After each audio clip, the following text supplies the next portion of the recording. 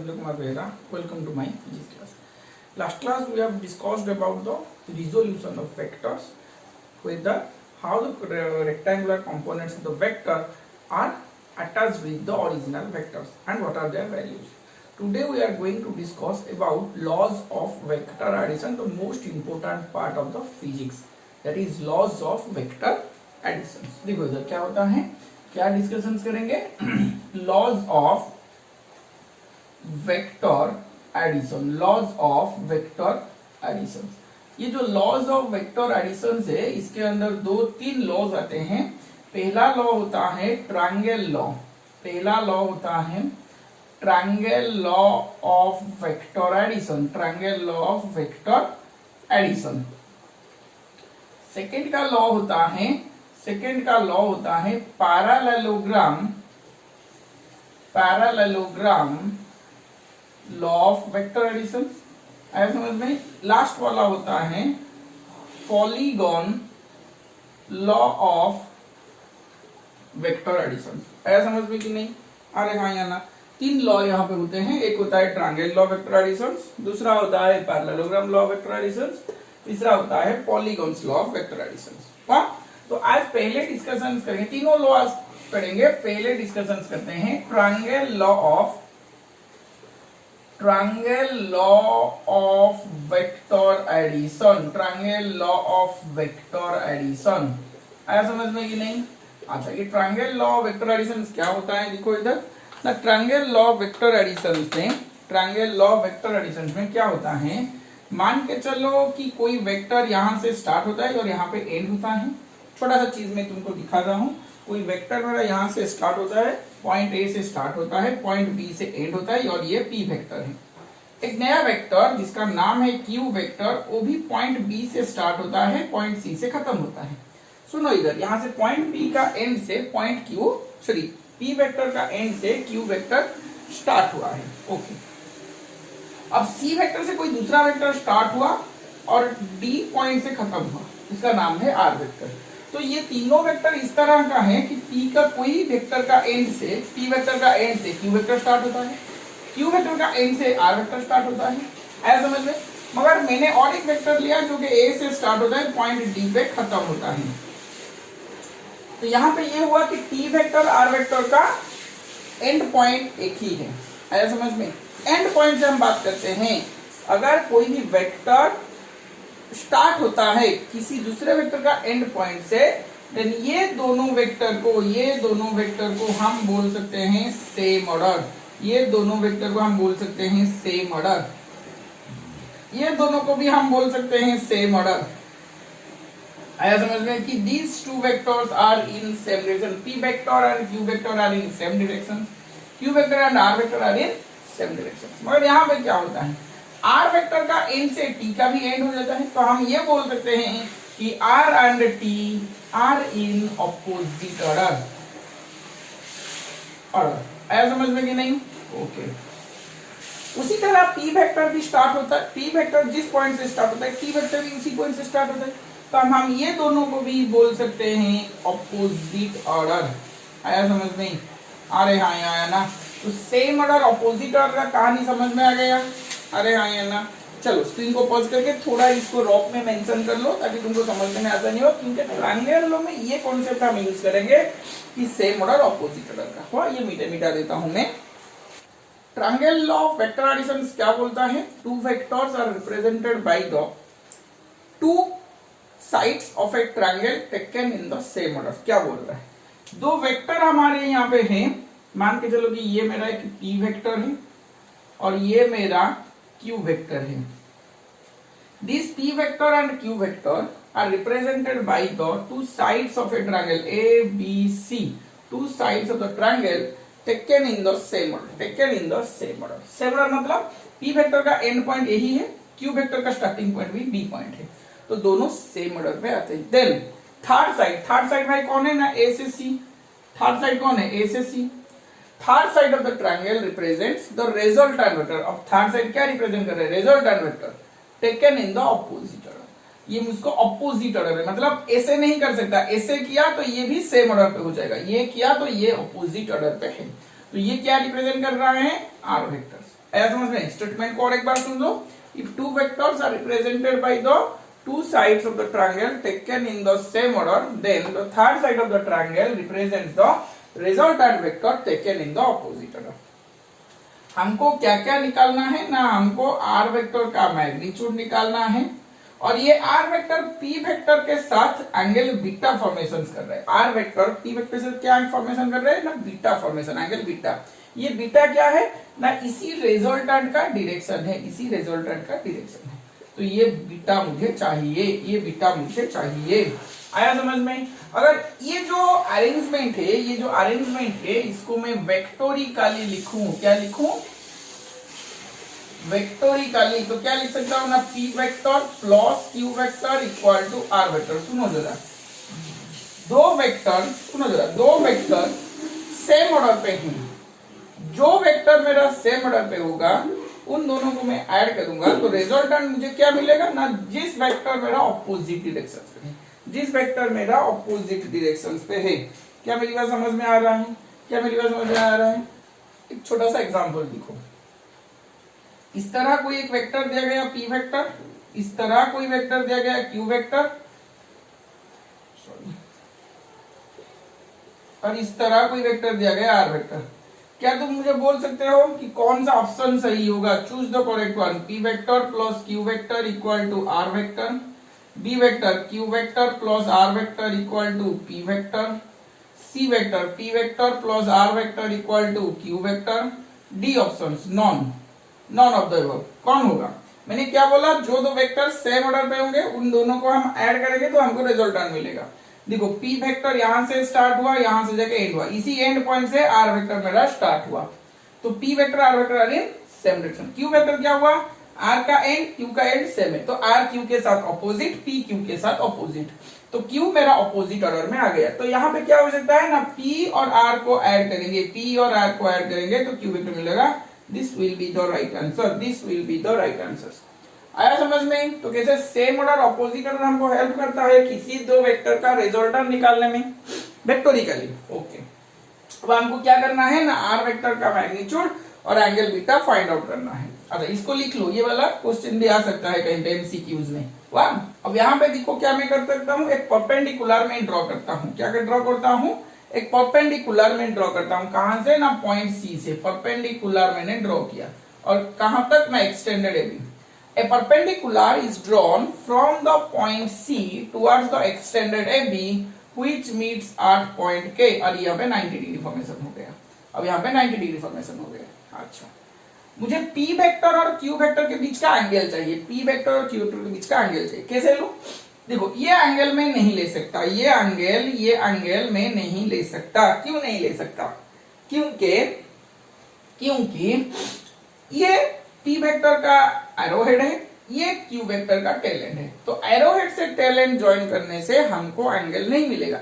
Angle कैसे मिलेगा ना, जब मैं दोनों का टेल एंड जोड़ूं, तो मैं ये p वेक्टर को आगे बढ़ाऊं, p वेक्टर को पैरेलल शिफ्ट आगे तक कर दूं, तो यहाँ पे क्या आ जाएगा, p वेक्टर का टेल एंड। मतलब ये ऐसे है, इसे मैं पैरेलल शिफ्ट आगे तक किया तो कुछ डिफरेंस नहीं आएगा। तो p वेक्टर ऐसे आएगा, q वेक्टर ऐसे आएगा, तो दोनों का टेल एंड ज्वाइंट हो गया। तो ये वाला हम लेते हैं थीटा, ये वाला नहीं हो सकता, ये वाला नहीं हो सकता। आया समझ में अभी? अरे हाँ, या ना इसमें कोई दिक्कत आ रहा है, ना इसमें कोई दिक्कत आ रहा है। चलो अब क्या करते हैं, एक ट्रायंगल कंसीडर करते हैं, एक राइट एंगल ट्रायंगल AKC, जिसमें पाइथागोरस थ्योरम मैंने अप्लाई किया तो मुझे मिला AC का स्क्वायर इक्वल टू AK का स्क्वायर प्लस CK का स्क्वायर। एक राइट एंगल ट्रायंगल AKC में मुझे आया AC का स्क्वायर इक्वल टू AK का स्क्वायर प्लस CK का स्क्वायर। AC क्या है मेरा ना, AC मेरा R वेक्टर का मैग्नीट्यूड का स्क्वायर, AK मेरा क्या है ना, AB प्लस BK का होल स्क्वायर प्लस CK का स्क्वायर। आया समझ में? ओके, अब देखो, एक ट्रायंगल मेरा फॉर्मेशन हुआ BKC में, ये भी एक राइट एंगल ट्रायंगल है, BKC ये भी एक राइट एंगल ट्रायंगल है। अब यहां से ये ट्रायंगल पे मुझे साइन थीटा निकालना है, मुझे कॉस थीटा भी निकालना है। क्यों निकालना है? क्योंकि देखो यहाँ पे AB का वैल्यू तो मैं P डाल सकता हूँ, मगर BK और CK मेरा अननोन है। तो देखो, साइन थीटा मेरा क्या आया ना, P by perpendicular by hypotenuse, that is CK by BC. तो सीके इक्वल टू क्या आया, BC sine theta. CK equal to BC आया Q sine theta. CK equal to क्या आया, Q sine theta cos theta. BK by BC, BK by BC, BK equal to BC cos theta, BK equal to BC cos theta. तो BK equal to क्या आया, BC मेरा आया Q cos theta. आया समझ में कि नहीं? सीके मेरा है क्यू साइन थीटा, बीके मेरा है क्यू कॉस थीटा, ना कोई दिक्कत। ओके, अब ये सीके और बीके का वैल्यूज को यहाँ पे पुट कर लो, सीके और बीके का वैल्यूज को यहाँ पे पुट कर लो, तो क्या आ जाएगा ना, आर का square equal to A B मेरा पी ए, बीके मेरा क्यू कॉस थीटा का स्क्वायर, सीके मेरा क्या है ना, क्यू साइन थीटा का स्क्वायर।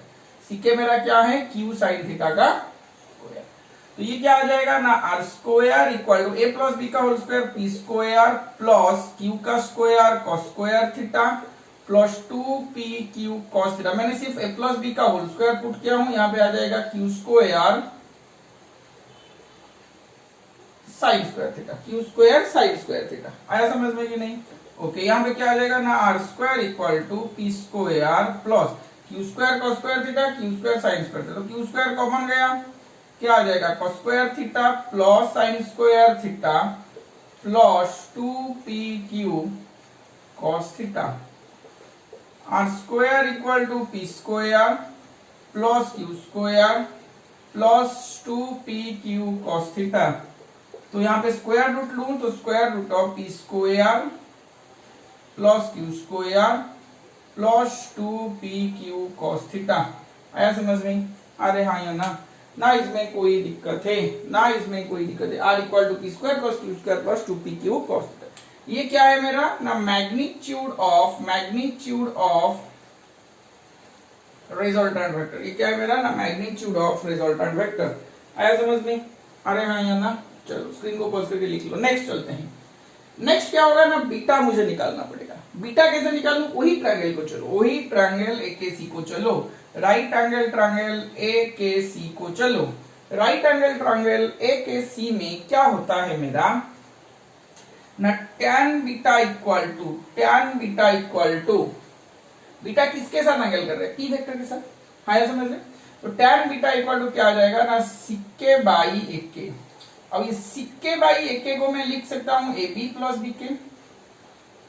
अब tan बीटा इक्वल टू सिक्के मेरा क्या है, Q sine theta, A B मेरा क्या है, p plus Q cos theta, Q cos theta. आया समझ में? अरे हाँ या ना, ना इसमें कोई दिक्कत है, ना इसमें कोई दिक्कत है। tan beta equal to Q sine theta divided by p plus Q cos theta. This is the direction of resultant vector, this is the resultant vector, that resultant vector makes with p vector. ये important है, किसके साथ angle कर रहे हैं भाई, p के साथ। किसके साथ बीटा एंगल नहीं कर रहा है, q के साथ। तो जिसके साथ नहीं कर रहे उसका साइन थीटा डिवाइडेड बाय जिसके साथ कर रहे हैं उसको सिंपली लिख line p plus Q cos theta, मतलब जिसके साथ नहीं कर रहे उसका कॉस थीटा। ये बात याद रखने की जरूरत नहीं है, डायग्राम को देख के तुमको पता चलना चाहिए कि भाई बीटा का फॉर्मूला क्या हो सकता है। आया समझ में? बीटा का फॉर्मूला क्या हो, वो वाला तुमको देख के पता चलना चाहिए। हाँ कैसे ना, जिसके साथ एंगल नहीं कर रहे, मतलब ये आर वेक्टर है, ये p के साथ एंगल कर रहे, q के साथ एंगल नहीं कर रहा है। जिसके साथ नहीं कर रहा है उसका साइन थीटा ले जाओ। थीटा क्या है ना, angle between p vector and q vector. जिसके साथ एंगल नहीं कर रहे उसका साइन थीटा ले जाओ डिवाइडेड बाय जिसके साथ एंगल कर रहा है उसको सिंपली रखो p प्लस जिसके साथ एंगल नहीं कर रहे उसका cos थीटा ले जाओ, q cos थीटा। आया समझ में? ना कोई दिक्कत है। हाँ चलो स्क्रीन को पॉज करके लिख लो। अब ये जो एंगल की बात मैं कर रहा था इसको पैरेललोग्राम लॉ में तुमको अच्छी तरह से समझ में आएगा। फॉर्म चलो स्क्रीन को पॉज करके सारी चीज लिख लो, आगे बढ़ते हैं। मतलब आप डिस्कशन करेंगे parallelogram law of vector addition. वाह, नेक्स्ट क्या डिस्कशन करेंगे, parallelogram law of vector addition. क्या आया मेरा, parallelogram law of vector addition, parallelogram law of vector addition. Parallelogram law of vector addition में क्या आ रहा है कि ये बोल रहा है कोई एक पैरेललोग्राम का दोनों साइड, कोई एक पैरेललोग्राम का दोनों साइड, दो कॉन्जुगेट साइड में दो वेक्टर है। If two vectors are represented by the two conjugate sides of a parallelogram, मतलब मान के चलो कि ये मेरा पॉइंट ए है, ये मेरा पॉइंट बी है, और यहां से ऐसे एक वेक्टर पी वेक्टर रिप्रेजेंट किया गया है, ए से बी पी वेक्टर रिप्रेजेंट किया। अरे उसका कॉन्जुगेट साइड मतलब ये साइड को टच किया होगा, ये वाला है। अच्छा, अब यहां से कोई क्यू वेक्टर है, और पैरेललोग्राम मेरा क्या ऐसे ऐसे होता है, पैरेललोग्राम मेरा ऐसे होता है, ए से बी, बी से सी, सी से डी। आया समझ में कि नहीं? अरे हाँ या ना? अब दो vectors P vector and Q vector are represented by the two conjugate sides, that is AB and AD of the parallelogram ABCD। तो ये P वेक्टर है, ये Q वेक्टर है, और इन दोनों के बीच का एंगल को मैंने थीटा लिया। यहाँ पे ले सकता हूँ क्योंकि P वेक्टर और Q वेक्टर का दोनों टेल एंड को ज्वाइंट हुआ है, दोनों का टेल एंड को ज्वाइंट हुआ है। आया समझ में कि नहीं? अरे हाँ या ना? तो P vector and Q vector are represented by the two conjugate sides of a parallelogram। अब उसका रिजल्टेंट क्या आएगा ना, जो दो कंजुगेट के साइड में मेरा दो वेक्टर रिप्रेजेंट हुआ है उसका कॉमन डायगोनल मतलब यहां से डायगोनल निकलेगा, यहां से डायगोनल निकलेगा। आया समझ में? अरे हाँ या ना? यहां से डायगोनल निकलेगा आर वेक्टर। क्या मेरी बात समझ में आ रहा है? The common diagonal represents the resultant vector, the common diagonal represents the resultant vector. आया समझ में? अरे हाँ या ना? If two vectors are represented by the two conjugate sides of a parallelogram, then the common diagonal represents the resultant vector। आया समझ में? अरे हाँ या ना? ना इसमें कोई दिक्कत है? वाह, तो ये था P वेक्टर, ये था Q वेक्टर, और ये था R वेक्टर। कंप्लीट? ओके। अब क्या होगा? तो हमको यहाँ पे क्या करना है? वही वाली बात कि R वेक्टर का मैग्नीट्यूड निकालना है, और वही आर वेक्टर पी वेक्टर के साथ बीटा एंगल कर रहा है, और मुझे बीटा भी निकालना है, वाह, जो वहां पे कैसे किए थे यहाँ पे भी ऐसे ही करना है। अच्छा, क्या मैं ये जो एडी वे जो क्यू वेक्टर है इसको पैरेलल शिफ्ट कर सकता हूँ बीसी को, क्योंकि एक पैरेललोग्राम पे ऑपोजिट साइड्स मेरा पैरेलल है, तो AD पैरेलल टू BC है। अगर AD पैरेलल टू BC है तो Q वेक्टर को मैं BC पे भी रिप्रेजेंट कर सकता हूं पैरेलल शिफ्ट पे। पैरेलल शिफ्ट में ये वाला ऐसे शिफ्ट होकर यहां तक आ गया, ये पैरेलल है, तो यहाँ पे Q वेक्टर ये AD हुआ, तो यहाँ पे BC पे भी Q वेक्टर हो सकता है। उसके बाद मैंने क्या किया? मैंने एक परपेंडिकुलर ड्रॉ किया। कहां से ना? पॉइंट C से। तो ये मेरा एक परपेंडिकुलर है। कहां पे टच करेगा ना? K पॉइंट से टच करेगा। अब यहाँ पे और एक चीज भी, ये वाला क्या हो जाएगा? ये देखो, ये पैरेलल, ये उसका ट्रांसवर्स है, तो ये एंगल थीटा बना, तो ये एंगल भी थीटा बनेगा। या फिर ट्रायंगल लॉ का भी तुम अप्लाई कर सकते हो, इसको थोड़ा इधर पैरेलल शिफ्ट करेंगे तो ये एंगल थीटा बन जाएगा, क्योंकि P वेक्टर और Q वेक्टर का दोनों टेल एंड ज्वाइंट होगा। हुआ? Okay. AB parallel to DC, तो यहाँ पे भी मुझे P वेक्टर नजर आएगा। आया समझ में? अब आसान हो गया। सोच लो, अगर मैं यहां से इसको मिटा देता हूं तो ये टोटल ट्रायंगल लॉ आ गया, यहां से इसको मिटा देता हूं तो दोनों ट्रायंगल लॉ आ गया, सेम ऑर्डर, ऑपोजिट ऑर्डर में रिजल्टेंट। आया समझ में? तो ट्रायंगल लॉ पैरेललोग्राम एक ही तरह का है, डेरिवेशंस। वाह, कोई दिक्कत नहीं। सिर्फ यहाँ पे हमको दिखता है कि अगर दो वेक्टर ऐसे रिप्रेजेंट हुआ है, P वेक्टर और Q वेक्टर, तो इसका रिजल्टेंट कॉमन डायगोनल मतलब इनके बीच से निकलेगा। एंगल क्या होगा ये दूसरी बात है, वाह, एंगल क्या होगा ये दूसरी बात है, पर रिजल्टेंट कहाँ आएगा? रिजल्टेंट इधर नहीं आ सकता, रिजल्टेंट सिर्फ बीच में ही निकलेगा। आया? चाहे वो ऐसे हो सकता है, ऐसे कुछ भी हो सकता है। आया समझ में? अरे हाँ या ना? चलो, अब यहाँ पे क्या करते हैं ना, ट्रायंगल, एक राइट एंगल ट्रायंगल AKC लेते हैं, राइट एंगल ट्रायंगल AKC लेते हैं। पाइथागोरस थ्योरम डालते हैं, AC का स्क्वायर इक्वल टू AK का स्क्वायर प्लस CK का स्क्वायर। अब AC क्या है मेरा ना R का स्क्वायर, AK क्या है मेरा ना AB प्लस BK का स्क्वायर प्लस CK का स्क्वायर। आया समझ में? अरे हाँ या ना? अब देखो अब क्या होता है, देखो AB क्या है मेरा P है, ओके। BK मेरा निकालना है ना, ट्रायंगल BKC में sine theta equal to, triangle BKC में साइन थीटा इक्वल टू क्या है मेरा ना CK by BC, CK equal to BC का वैल्यू Q है, Q साइन थीटा। अब cos थीटा इक्वल टू मुझे मिलेगा BK बाई BC, तो BK इक्वल टू BC मेरा क्या है Q cos थीटा। आया समझ में? अब CK और BK का वैल्यूज मैं यहाँ पे डाल सकता हूँ, CK और BK का वैल्यूज मैं यहाँ पे डालूंगा। हुआ? तो ये आया क्या मेरा ना R square equal to AB मेरा P है, BK मेरा Q cos थीटा है स्क्वायर, CK मेरा क्या है ना Q sin थीटा, CK मेरा क्या है Q sin थीटा का स्क्वायर। आया समझ में? अब यहाँ पे और एक चीज भी मैं बोल सकता हूँ भाई, देख Q वेक्टर इधर है, ये थीटा एंगल कर रहा है, तो Q का एक कंपोनेंट इधर आएगा, Q का एक कंपोनेंट इधर आएगा Q cos थीटा, और इसका एक इधर कंपोनेंट आएगा Q sin थीटा। क्या मैंने बोला था? मैंने कंपोनेंट में बोला था Q जिसको टच कर रहा है, थीटा जिसके साथ बना रहा है वो वाला Q cos थीटा बनेगा, जिसके साथ नहीं बना रहा है वो Q sin थीटा बनेगा। क्या मैं इस तरह कुछ बोला था? अरे हाँ ये ना। अब ये perpendicular Q cos theta Q sin theta perpendicular है, तो ये Q sin थीटा को मैंने पैरेलल शिफ्ट यहाँ पे कर सकता हूँ, तो यही वाला तो मेरा Q sin थीटा बनेगा ना, यही वाला तो मेरा Q sin थीटा बनेगा ना। समझ में आ रहा है कैसे बन रहा है?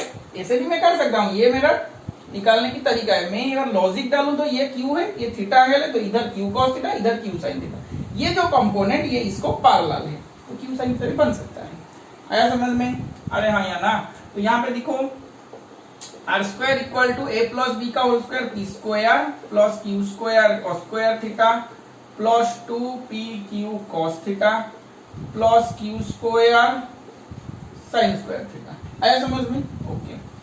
अब ये आ गया R square equal to P square plus Q square common गया,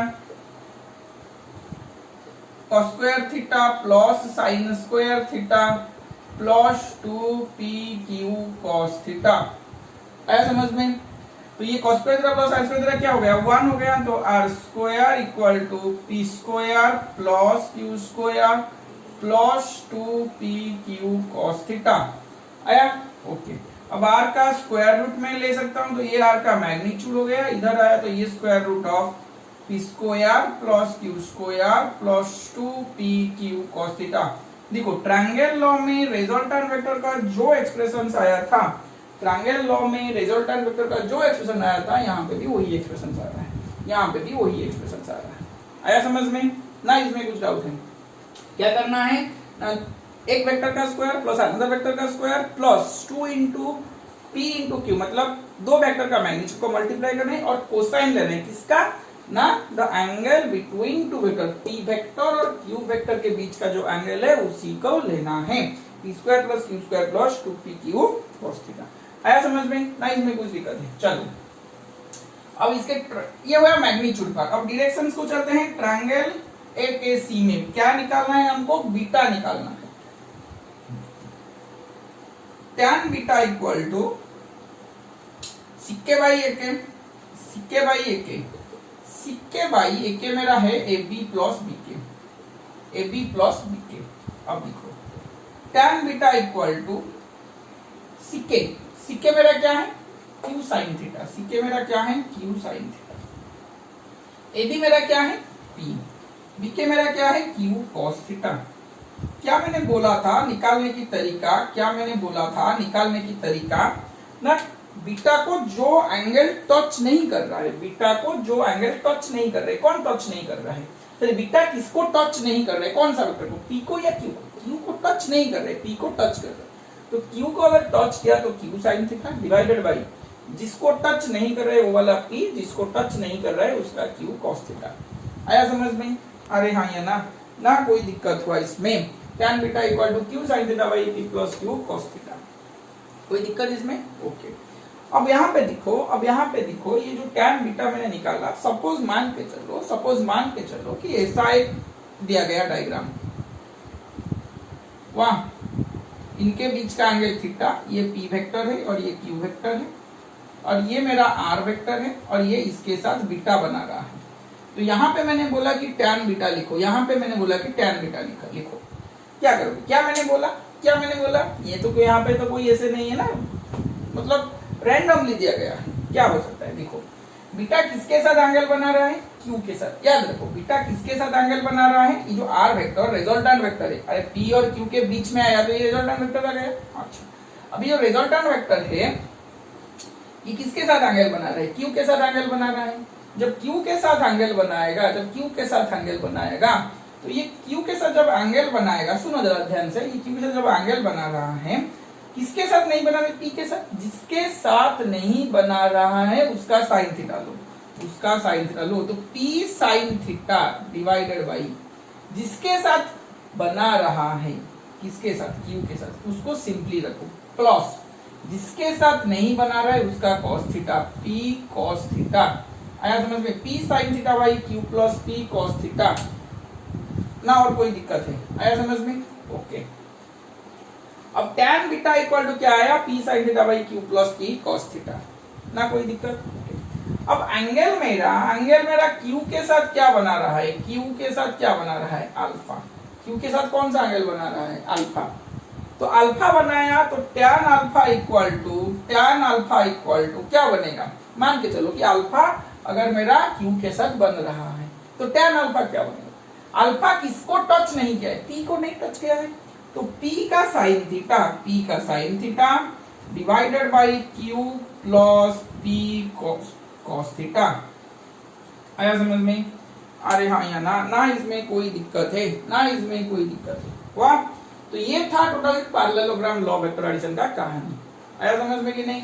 अरे हाँ या ना कोई दिक्कत है। चलो इसको स्क्रीन को पॉज करके लिख लो, मैं थोड़ा इसको मिटाता हूँ, छोटे चीज करता हूँ, दिखाता हूँ तुम लोगों को। एक छोटा सा चीज यहाँ पे आता है, केस वन पे मुझे क्या करना है? नहीं, मुझे थीटा इक्वल टू 0 डिग्री लेना है। क्या करना है? थीटा इक्वल टू 0 डिग्री लेना है। थीटा इक्वल टू 0 डिग्री लेके आर वेक्टर का मैग्नीट्यूड निकालो। थीटा इक्वल टू 0 का मतलब क्या है? देखो यहाँ से, मतलब दोनों वेक्टर सेम डायरेक्शन पे है, पी और क्यू दोनों सेम डायरेक्शन पे। थीटा 0 का मतलब क्या है? पी क्यू ऊपर आके लाया कर रहा है, तो दोनों सेम डायरेक्शन पे हैं। तो रिजल्टेंट वेक्टर भी क्या आएगा? उन्हीं के डायरेक्शन से आएगा। अरे इधर 5 न्यूटन, इधर 3 न्यूटन, तो 8 न्यूटन भी इधर, तो 8 न्यूटन क्या है? रिजल्टेंट है। तो यहाँ पे थीटा इक्वल टू 0 आया तो आर का वैल्यू आ जाएगा P square plus Q square plus 2p Q. Cos 0 तो 1 है, तो उसका रूट ओवर, ये आ जाएगा p प्लस क्यू का होल स्क्वायर का रूट ओवर। तो आर वेक्टर का मैग्नीट्यूड आ जाएगा मेरा p प्लस क्यू। आया समझ में? आर वेक्टर का मैग्नीट्यूड क्या आ जाएगा? p plus Q. अब बीटा का वैल्यूज क्या हो जाएगा ना? tan beta equal to q sin 0 divided by formula के हिसाब से p plus Q cos 0। Sine 0 क्या है? 0, तो tan बीटा क्या आ जाएगा? 0।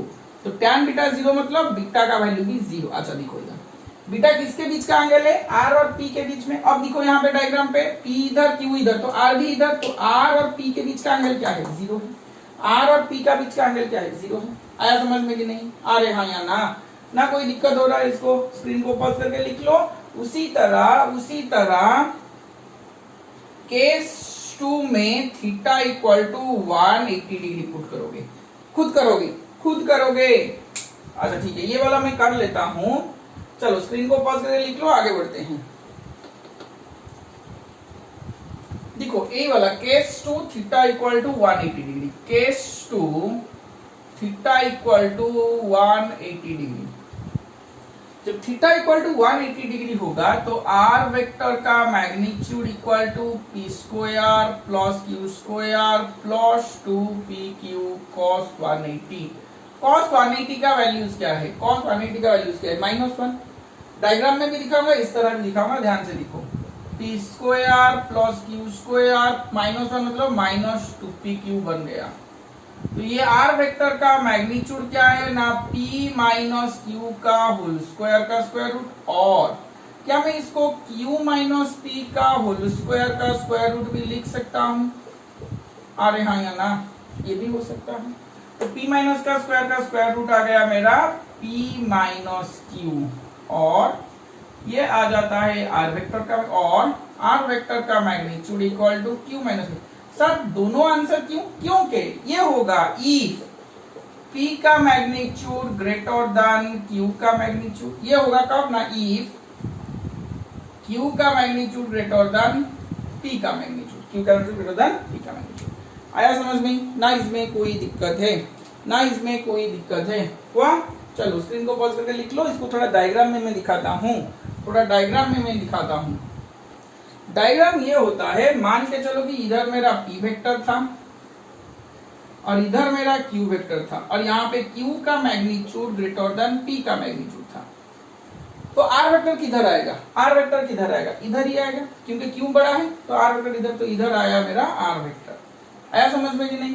अब यहां से टैन बीटा निकालना है, मुझे टैन बीटा निकालना है, तो मैं क्या करूं? टैन बीटा निकालना है। टैन बीटा किसके साथ एंगल होगा? Q के साथ। बीटा किसके साथ एंगल है? Q के साथ एंगल यहाँ पे होगा, क्योंकि बड़ा वेक्टर के साथ एंगल होता है। आया समझ में?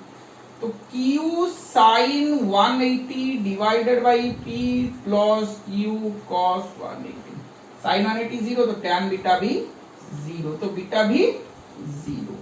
बीटा जिसके साथ एंगल होगा? बड़ा वेक्टर के साथ। बड़ा वेक्टर के साथ हमने एंगल किया, Q वेक्टर के साथ 0 मिला। आया समझ में?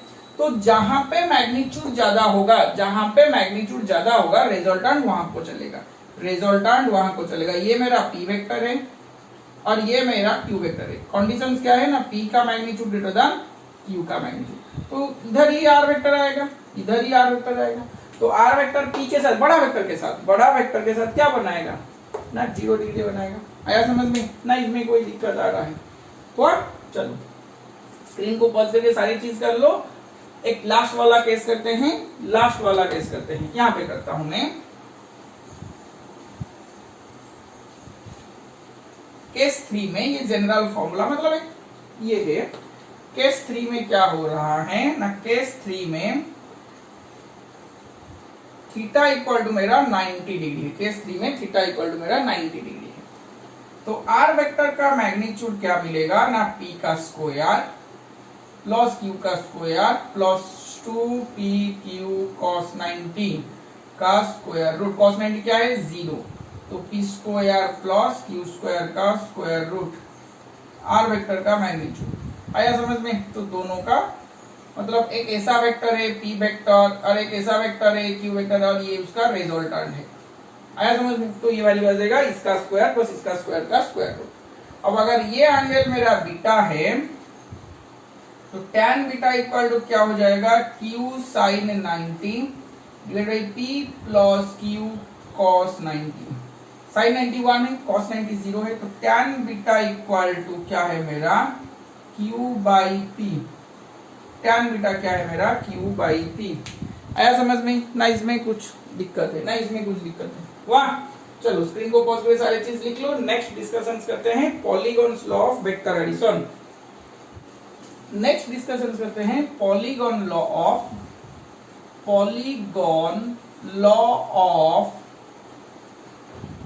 Vector addition. Polygon law of vector addition क्या बोलता है? Polygon law of vector addition ये बोलता है कि बहुत सारे वेक्टर से हमको रिजल्टेंट वेक्टर कैसे निकालना है। यहां पे कॉन्सेप्ट आता है सेम ऑर्डर और ऑपोजिट ऑर्डर का। सुनो, if number of vectors are represented by the sides of a open polygon taken in the same order, then the closest side of the polygon represents the resultant vector taken in the opposite order। ये होता है उसका law.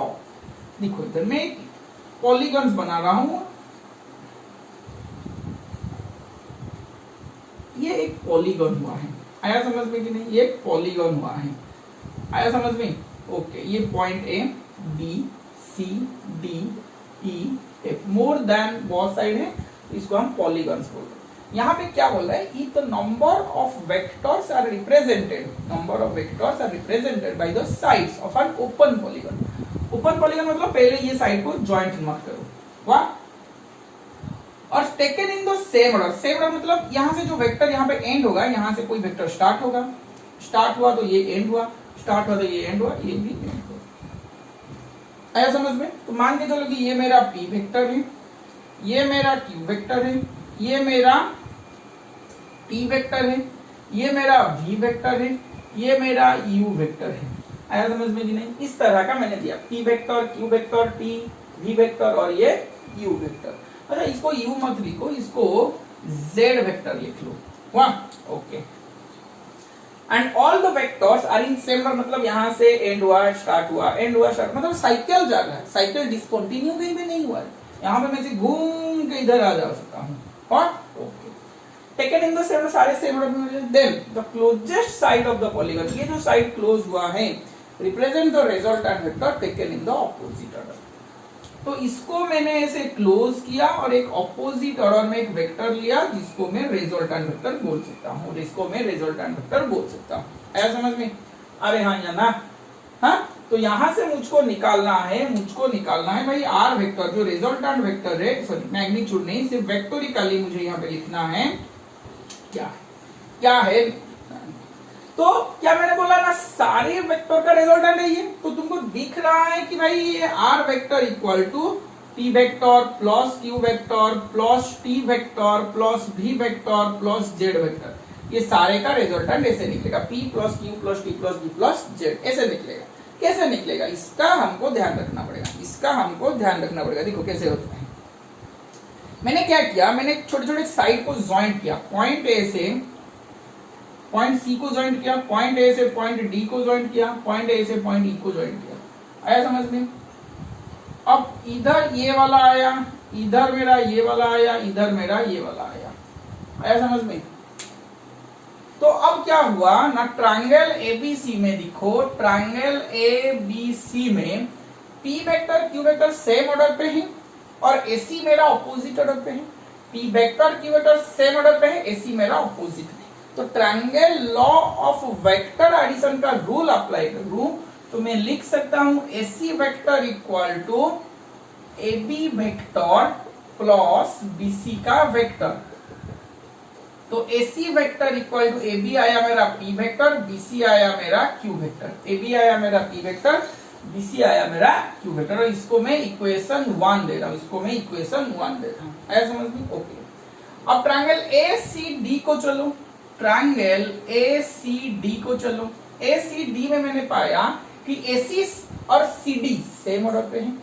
AC का vector C point से and हो रहा है, CD का वेक्टर पॉइंट सी से स्टार्ट हो रहा है, और एडी मेरा ऑपोजिट में है। तो ये क्या आया ना, एसी का वेक्टर प्लस सीडी का वेक्टर इक्वल टू एडी का वेक्टर। तो एसी मेरा क्या आया, पी वेक्टर प्लस क्यू, मतलब AD vector equal to, AC के जगह मैं लिख सकता हूं P vector plus Q vector, और सीडी का वेक्टर क्या है मेरा, टी वेक्टर है। सीडी का वेक्टर मेरा क्या है, टी वेक्टर है। आया समझ में कि नहीं? सीडी का वेक्टर क्या है, टी वेक्टर है, P vector plus Q vector plus T vector. आया समझ में? ओके। अब ये गया एडी का मान। अब ट्रायंगल एडीई को आते हैं, ट्रायंगल एडीई को मैं आता हूं। ट्रायंगल एडीई को मैं जब आया तब मैंने देखा कि ये एई वेक्टर ऑपोजिट में है, एई वेक्टर ऑपोजिट में है, एडी वेक्टर और डी वेक्टर मेरा सेम डायरेक्शन पे है, एडी वेक्टर और डी वेक्टर मेरा सेम डायरेक्शन पे है।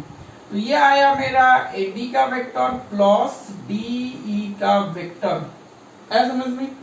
एई का वेक्टर क्या आया देन ना, एडी का वेक्टर है P vector plus Q vector plus T vector. अब डीई का वेक्टर क्या आया ना, वी वेक्टर। इसको मैंने इक्वेशन 3 दे दिया, आया समझ में कि नहीं? अरे हाँ या ना? अब ये एई का वेक्टर हो गया। अब एई एफ का वेक्टर हम लगाते हैं, एई और एफ का वेक्टर को हम लगाते हैं, मतलब इस ट्रायंगल में। ट्रायंगल एईएफ में क्या आता है, देखो ट्रायंगल एईएफ में एई और ईएफ सेम डायरेक्शंस पे है। एई वेक्टर पॉइंट ई से एंड हो रहा है, ईएफ वेक्टर पॉइंट ई से स्टार्ट हो रहा है, तो ये दोनों सेम ऑर्डर पे हैं। एएफ ऑपोजिट ऑर्डर पे, इसका जॉइंट हुआ है, इसका टेल एंड जॉइंट हुआ है, तो ये दोनों ऑपोजिट ऑर्डर पे है। तो मैं लिख सकता हूं यहाँ पे एएफ का वेक्टर, मतलब जो ऑपोजिट ऑर्डर में है, that is equal to sum of two vectors that are in same direction, so that are in same order, AE vector plus EF vector plus EF का वेक्टर, वो same direction नहीं, same order यहाँ पे। तो AF vector मेरा क्या है भाई, मेरा R वेक्टर है, ए वेक्टर मेरा क्या है, P vector plus Q vector plus T vector plus B vector, E F मेरा क्या है ना, जेड वेक्टर, ई एफ मेरा क्या है ना, जेड वेक्टर। क्या मेरी बात समझ में आ रहा है, क्या मेरी बात समझ में आ रहा है? तो यही तो हमको निकालना था ना, यही तो हमको प्रूव करना था, तो हमने यहाँ पे प्रूव कर लिया। आया समझ में कि नहीं? ना इसमें कोई डाउट है, ना इसमें कोई डाउट है। आया समझ में? स्क्रीन को पॉज करके सारी चीज लिख लो। वाह, ओके। तो आज के लिए जो ये क्लास था, ये सिर्फ यहाँ पे मैंने लॉज पढ़ा है, laws of vector addition. Next class पे हम इसका छोटे छोटे न्यूमेरिकल्स भी करेंगे, इसको हम यूटिलाइज करके न्यूमेरिकल्स, इसका इंपॉर्टेंट है, बहुत सारे न्यूमेरिकल्स, इसका इंपॉर्टेंट न्यूमेरिकल्स है। वाह, तो आज के क्लास में अगर कुछ डाउट हुआ तो मुझे कमेंट्स पे लिखो। वाह, मैं कोशिश करूंगा डाउट क्लियर करने के लिए। वाह, तो मिलते हैं नेक्स्ट क्लास में न्यूमेरिकल सर, इसी लॉज ऑफ वेक्टर एडिशन का न्यूमेरिकल है सर। वाह, थैंक यू।